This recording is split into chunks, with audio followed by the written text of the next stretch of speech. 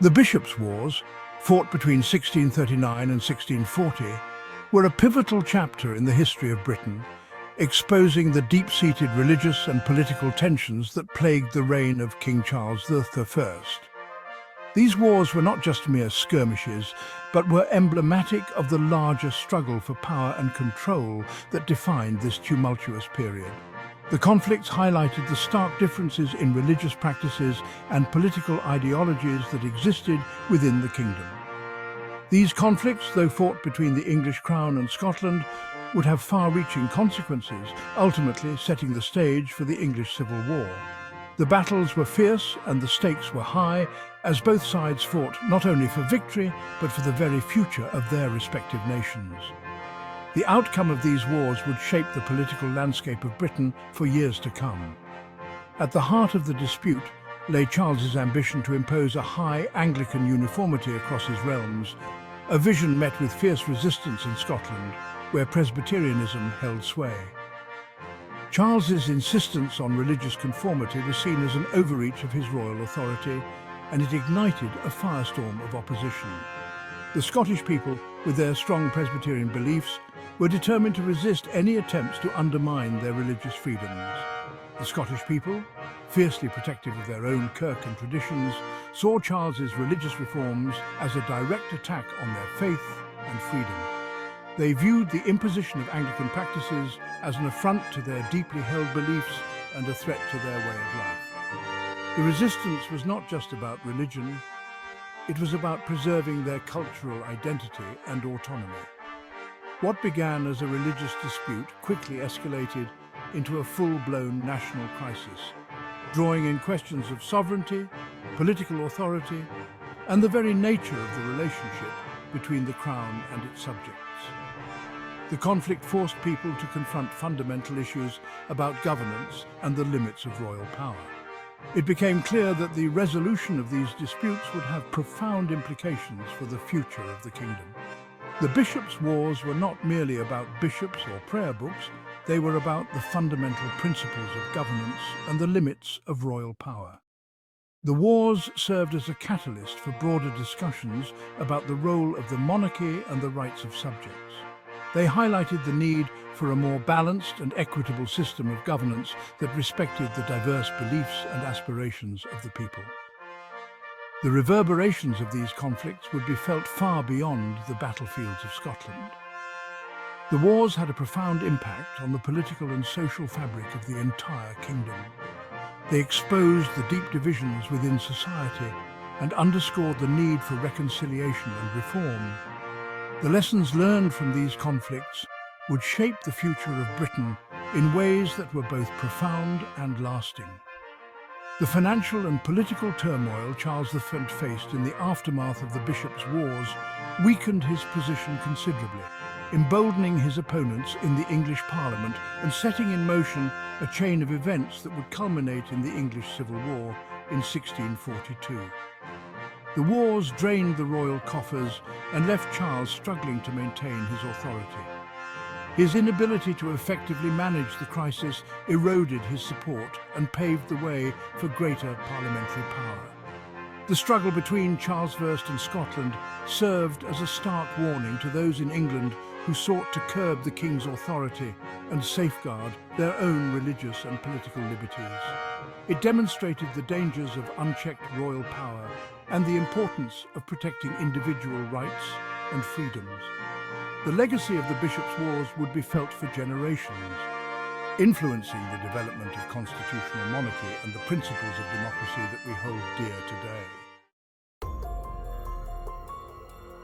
To understand the roots of the Bishops' Wars, one must delve into the complex religious landscape of 17th century Britain. This period was marked by intense religious fervour and conflict, with various factions vying for dominance and control over the spiritual direction of the nation. The religious landscape was not just a backdrop, but a central stage where political and social dramas unfolded. As a devout believer in the divine right of kings, I inherited not only my father's throne, but also his ambition to mould the church in my own image. This belief was not merely a personal conviction, but a guiding principle that influenced my every action as a ruler. I saw the church as an extension of my authority, a tool to unify the kingdom under a single religious doctrine. This vision, deeply rooted in High Anglicanism, emphasized elaborate rituals, a hierarchical church structure, and the supremacy of the monarch as head of the church. High Anglicanism was characterized by its rich liturgical traditions, which included ornate ceremonies and a strong emphasis on the sacraments. The hierarchical structure meant that the church was governed by bishops who were appointed by the monarch and owed their allegiance to him, and the supremacy of the monarch as head of the church. This unity of church and state was seen as essential for maintaining order and stability in the kingdom. The monarch's role as the head of the church was not just symbolic, but also practical, as it allowed for direct control over religious matters and the ability to enforce conformity. However, this vision clashed sharply with the prevailing religious climate in Scotland. The Scottish people had a strong sense of their own religious identity, which was rooted in the principles of the Reformation. They were fiercely protective of their religious practices and wary of any attempts to impose external control.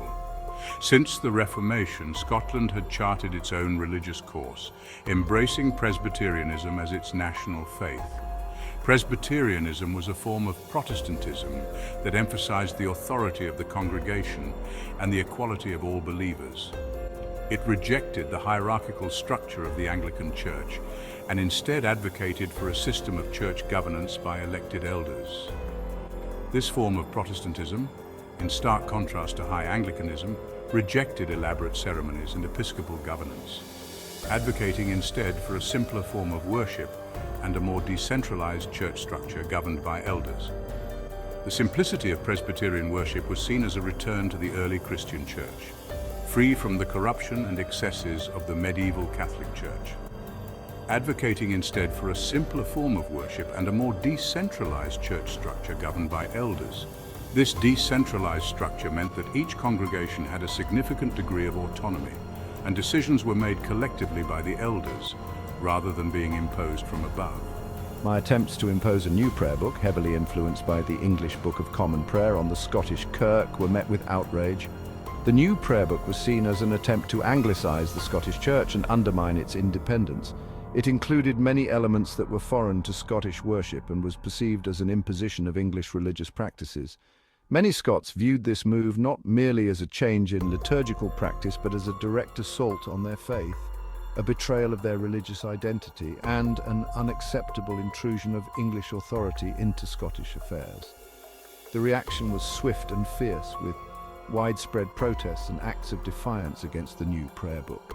A betrayal of their religious identity and an unacceptable intrusion of English authority into Scottish affairs. The sense of betrayal was profound, as the Scots had fought hard to establish their own religious practices and were not willing to see them eroded by external forces, and an unacceptable intrusion of English authority into Scottish affairs.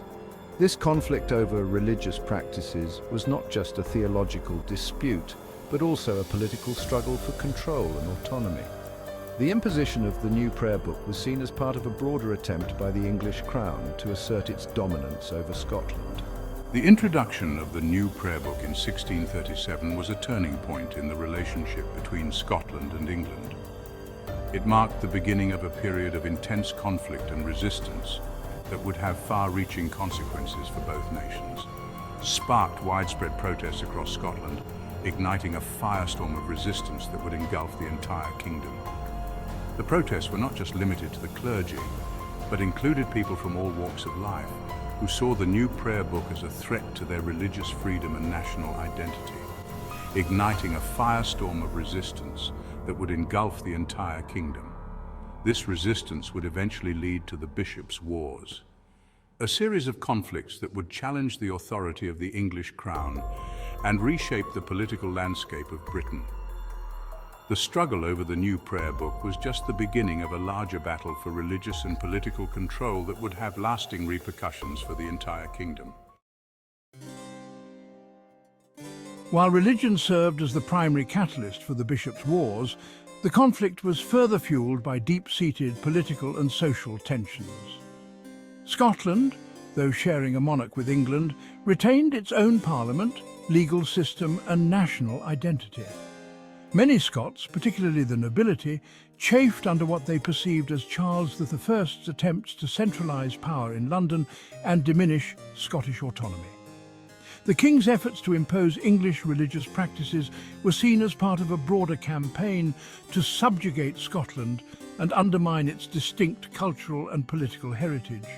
This sentiment resonated deeply with the Scottish people, who had long resisted English attempts to assert dominance over their affairs.